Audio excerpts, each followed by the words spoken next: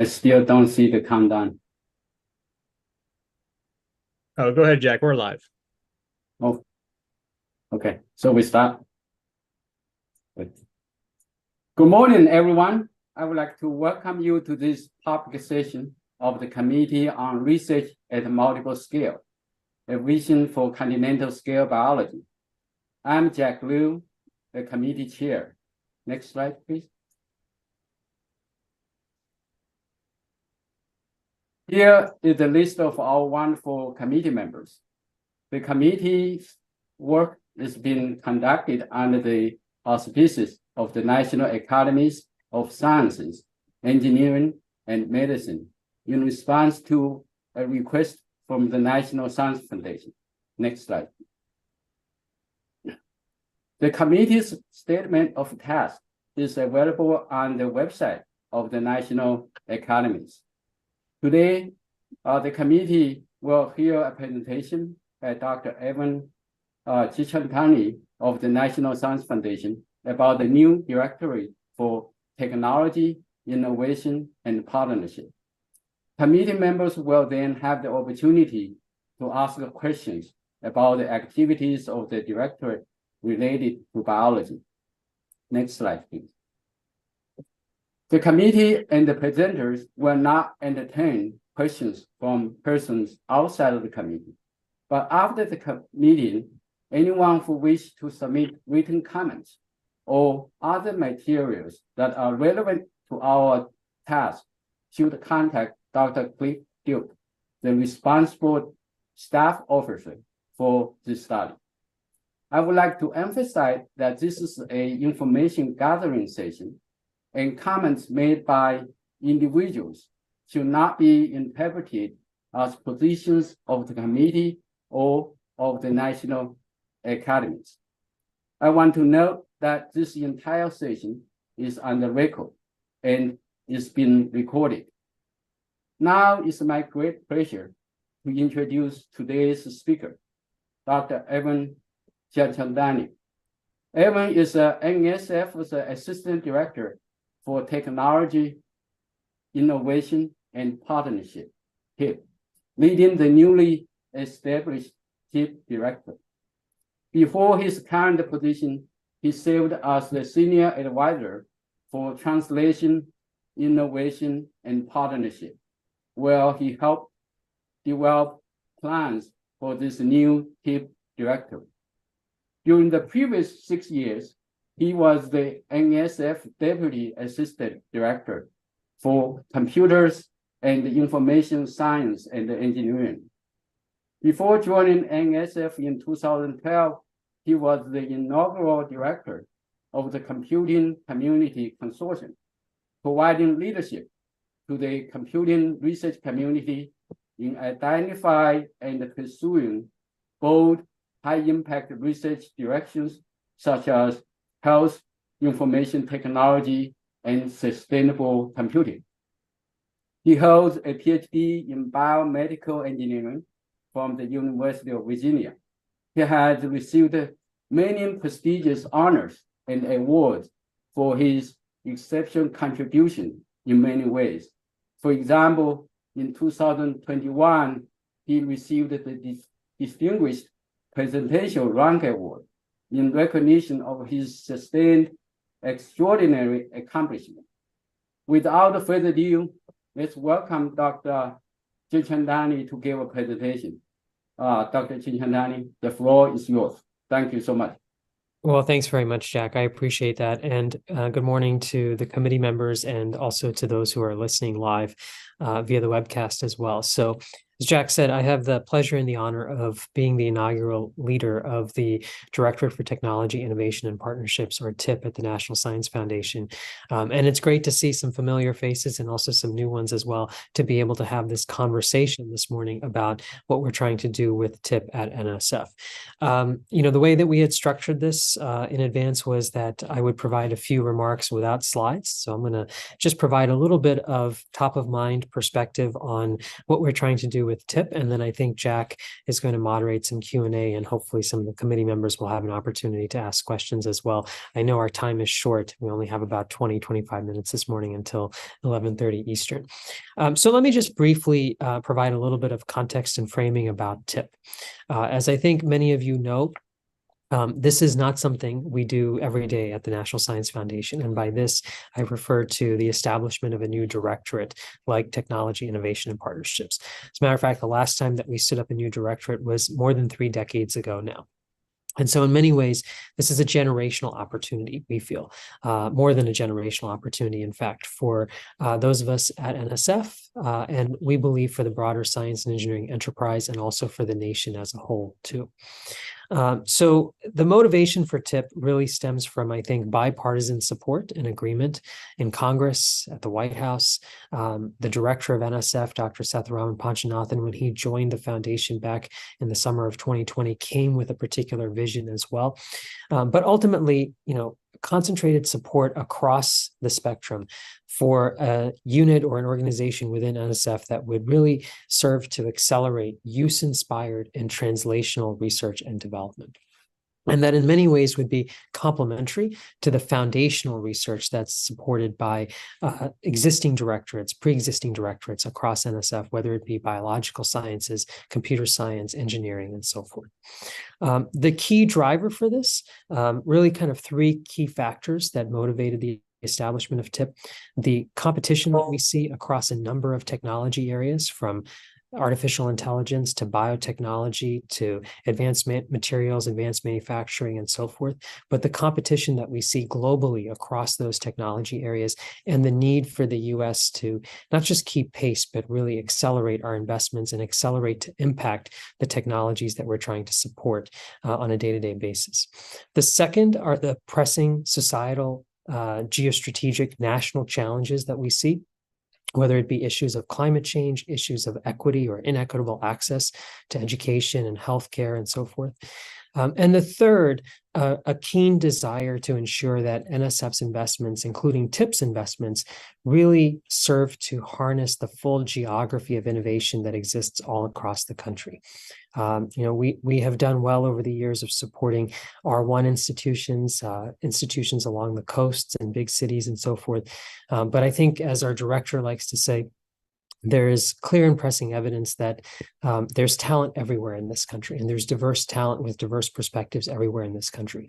And so we need to do more in terms of trying to be able to create opportunities everywhere so that innovation can take place anywhere.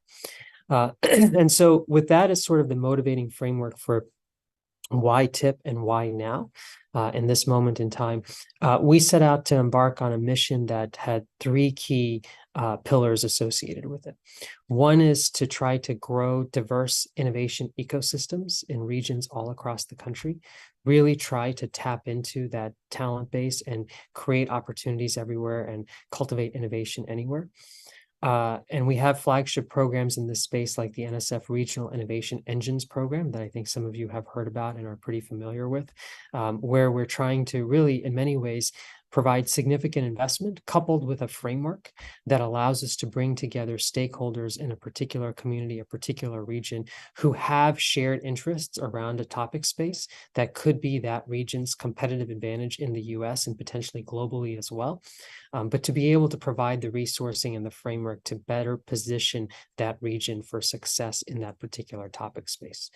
In fact, we've announced a set of planning grants for the Regional Innovation Engines program back in the May timeframe. We call them development awards. And we are getting closer, I think, to being able to announce a set of engines, hopefully later this calendar year, based off of a competition that we've been running for the last 1.5 years. As part of that innovation ecosystem building, there's also inherently a need to grow capacity at a range of institutions to support use-inspired and translational research, to support partnership building between different institution types and across sectors. And so we've initiated programs like expanding partnerships for increasing innovation capacity, EPIC, to help support those types of activities as well. Another pillar for us is really around technology development and translation.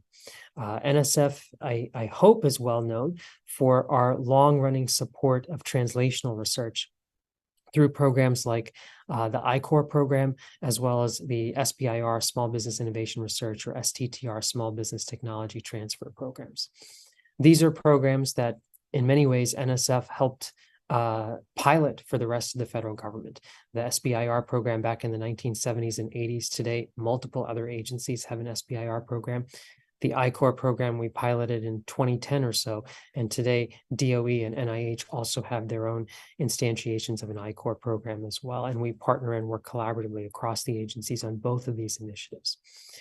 At the same time, I think we recognize that when we want to think about accelerating research to impact and accelerating technology development and translation, there's opportunity for us to really be very strategic about understanding what are the gaps in that so-called valley of death from lab to market, or I would broaden it from lab to society. It's not just always about the market, but it's about societal and economic impact more generally as well. And so, yes, we have programs like I-Corps and SBIR, but are there opportunities for us to fill in other gaps or other divots, if you will, other valleys in that proverbial valley of death from lab to market? And are there other pathways that we should be thinking about supporting as well? So, for example, translation can take the form of a new startup that's doing a feasibility assessment of a particular product coming out of a research lab, but it can also take the form of open source ecosystems that can cultivate continued innovation in certain trade spaces.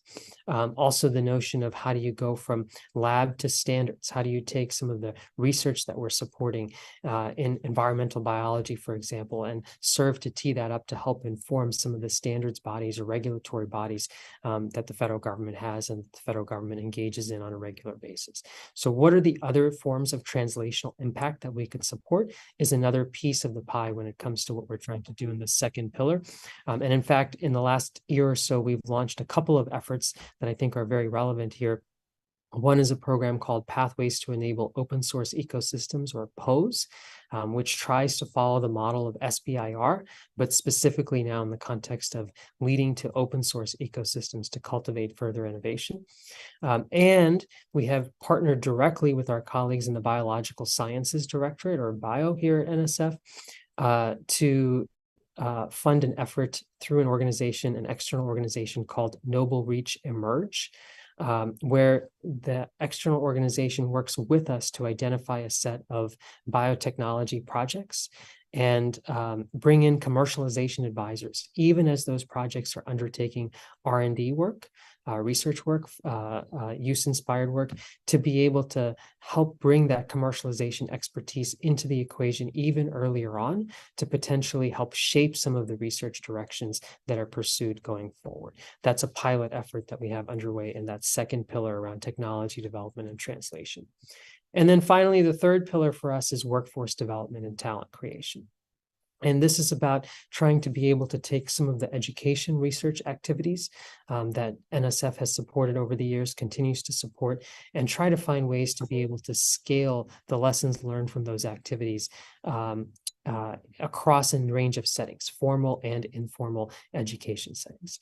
So, for example, this past year, recognizing that it's not just about the talent that's enrolled in a degree or certificate program, but there's also talent in the workforce today that's looking for pathways to get into good paying technical jobs.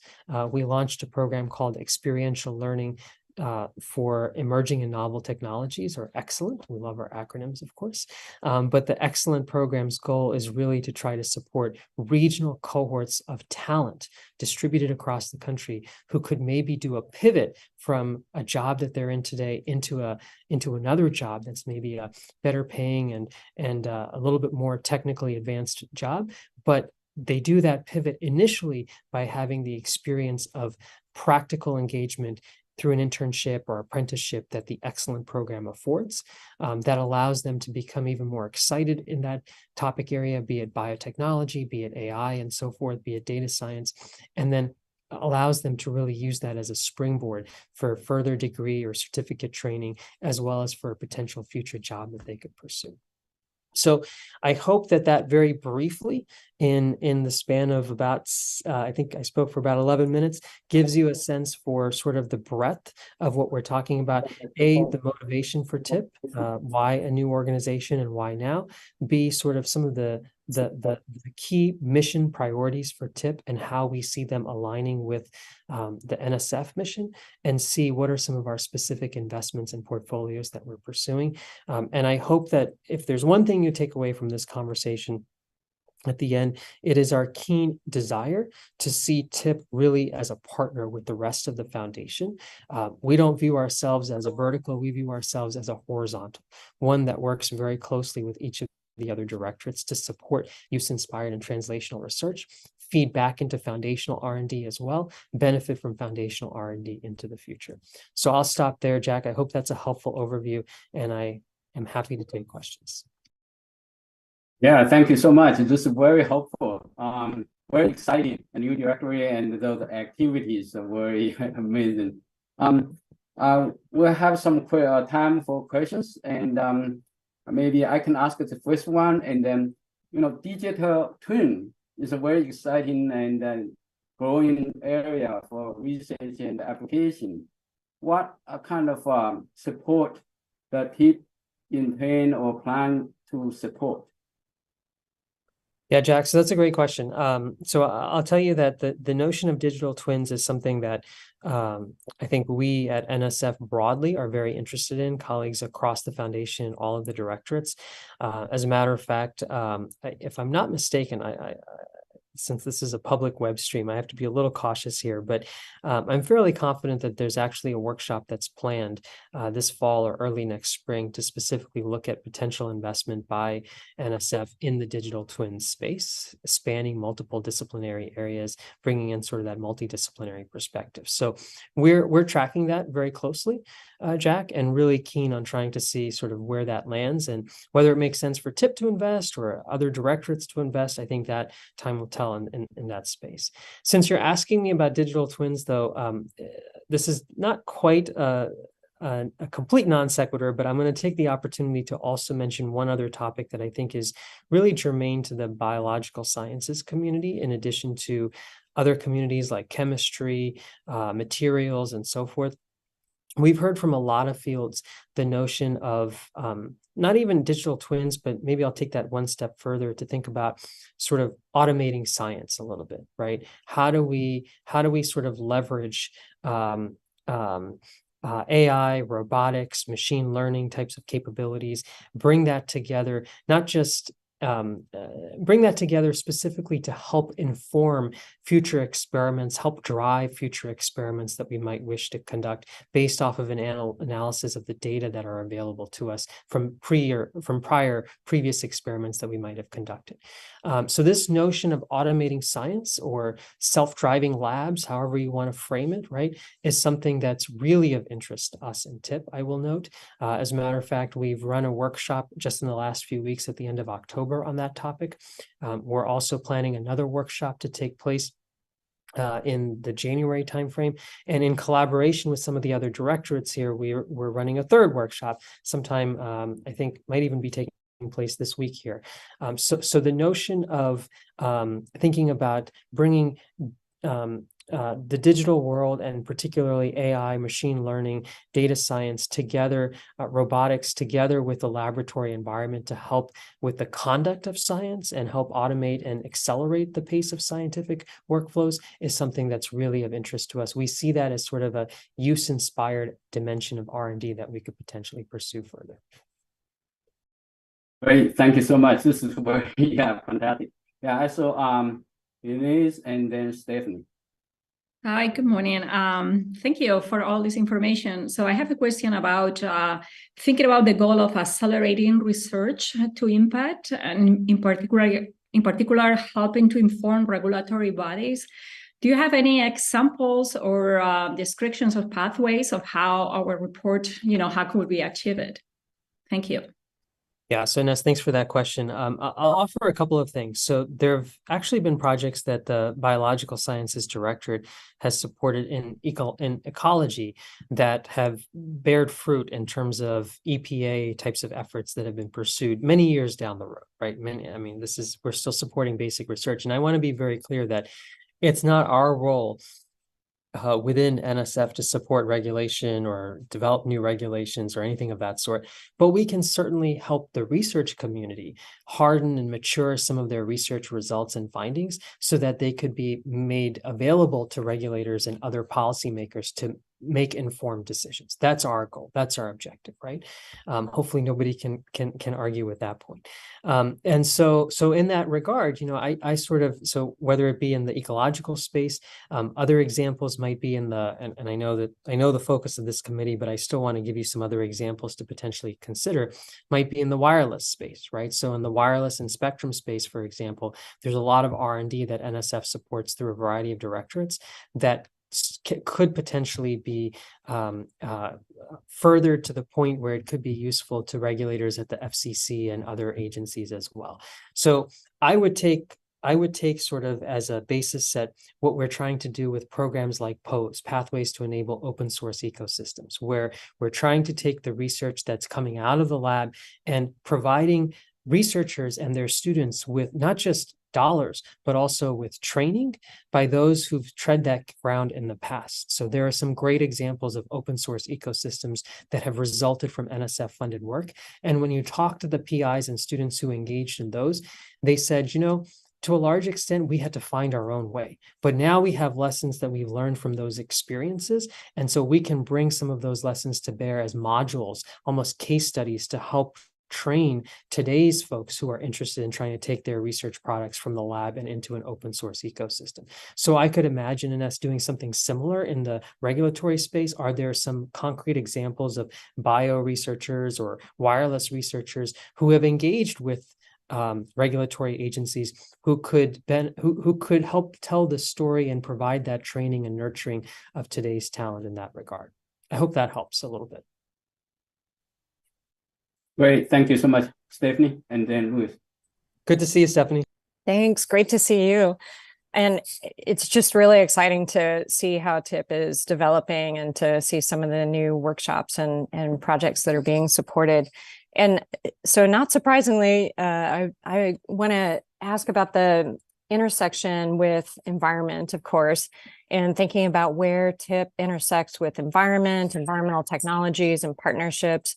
And I'm sure you know well that interdisciplinary environmental programs like macro systems and DICES have really been at the forefront of using some of NSF's big investments like NEON or the ocean observing systems, and bringing together technologies like remote sensing and a whole variety of sensor technologies, and of course algorithms for analyzing all of those data that come in through these streams. And I know that frequently when we talk about biotechnology, we tend to sort of visualize this sort of molecular biology, but there's at this other end, this whole environment of large scale remote sensing and sensor technologies for the environment that we're already bringing in. And I'm wondering, what are some of the ways that you are seeing TIP intersecting with that sort of large scale environmental technology and partnership? Yeah, Stephanie. So that's a great question. I think the short answer to that is I hope you will start to see that here pretty soon, if not already, in some of our award portfolios as it is, right? So when I look at programs that we have initiated that don't necessarily have a very specific technical area of focus, right? So take the Engines program, for example, right? When I look at the Regional Innovation Engines program, there, I think there's an opportunity for us to canvas a broad landscape in terms of what are the research areas that we ought to pursue. And when I look at some of the development awards that we funded, and I also look at the finalists for the Engines Awards to come, I think across both of those portfolios, you will find environmental technologies as being key ingredients for success for some of these individual projects, number one. And I think that extends to other programs and activities that we have. So for instance, the Convergence Accelerator has initiated a few tracks over the last couple of years that really hone in on environmental technologies very directly and explicitly, some in the context of ocean sciences, some in the context of circular economy and so forth. But I think that there are clear and pressing connections there that could be drawn. The third piece that I would highlight is the opportunity for us to potentially consider defining a specific investment in one of these technology areas, right? And technology meets society areas as well. So, we are looking to stand up a sort of a focus section on emerging tech. And I think when we think about that section, in fact, we've recruited some program officers already to that section who bring diverse backgrounds, not all from academia, some from industry and elsewhere. I think when we stand up that section, we're really keen on trying to be able to see, okay, what are some of the focused investments, kind of like tracks in a Convergence Accelerator, but I think of it a little bit differently, focused investments where we see technology for specific use cases coming to bear. So for instance, in the wireless space, great that we can innovate in wireless, but what are the specific use cases that we should be thinking about? So I think that there are opportunities in each of those dimensions to see environmental tech potentially surface as an area that really integrates research, workforce development, and innovation in the way that we're trying to be able to see that happen. That's great. Thank you. But I will tell you, Stephanie, right, that also requires expertise coming into TIP with that background and perspective to help shape those opportunities, right? I mean, we've always said that we want to partner with bio, we want to partner with geo and so forth, and we will do that, but it's always helpful to have some in-house expertise as well, right? Not to replicate what bio and geo have, but to complement what bio and geo have. And so if folks are interested in some of these topic spaces, I'd encourage you to also think about potential candidates for program officers as well. Sorry, Jack, go ahead. Great, thank you so much. Ruth? Thank you. So Shahid and I and Brian Inquist are involved in developing the theory chapter of Continental Scale Biology. And so one of the issues that we are kind of grappling with is the data deluge, particularly AI and machine learning, and how that relates to theory and the role of theory in terms of helping develop a roadmap for both interpretation and extrapolation of processes to other systems that are not as well characterized. And so I didn't hear you say anything about theory. And so I'm just curious about what your perspective is, and Shahid might want to chime in as well. Shahid, would you like to chime in before I weigh in? No, actually, I was sitting here thinking I've got to say exactly what Louise said. So Okay. She beat me to it because we have been working on, in fact, I was working on today in chapter on the 3, which has to do with theory. And I think the central message that's coming out of this is that, theory provides the sort of framework or the rudder, that helps to steer where research is going, where it will go, where it winds up in terms of its use and so forth. But I didn't hear you say much about theory, and I've been looking at the some of the NSF material on the web and haven't seen it there either. So your insights would be really interesting.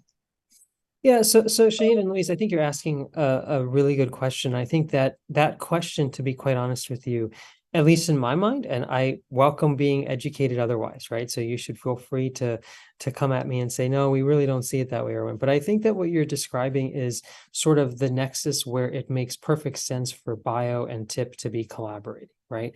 I think we've long said that sort of theoretical directions and R&D questions are ones that we would expect our colleagues in bio to sort of champion. And yes, theory meets practice. Theory meets sort of this deluge of data and AI and machine learning and so forth. And it's sort of at that intersection where it also makes sense for TIP and bio to be collaborating. If I alone talk about theory, I think that there will be questions very quickly about, well, what's the distinction between bio and TIP then? You're seemingly walking into sort of a traditional bio space. So I don't disagree with your characterization, but I think this is a place where it makes sense for us to sort of unpack that relationship between bio and TIP, which we're working on figuring out as we're doing with all of the directorates as we go forward. I'm happy to talk more about that. Thanks. I mean, I think it's interesting because you're absolutely right in that if I were to submit a proposal that had a big theoretical component to it, I would go with DEB and so forth. But what's interesting about this, and I think the chapter that Elise mentioned that Brian is leading, suggests that theory has another important place, which is the nexus between translation and fundamental research.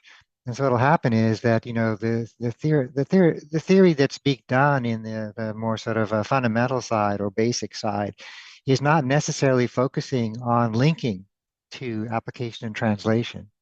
And then the translation and application side is basically inheriting a lot of advances in science, like big data that Luis described, but doesn't have the theoretical framework.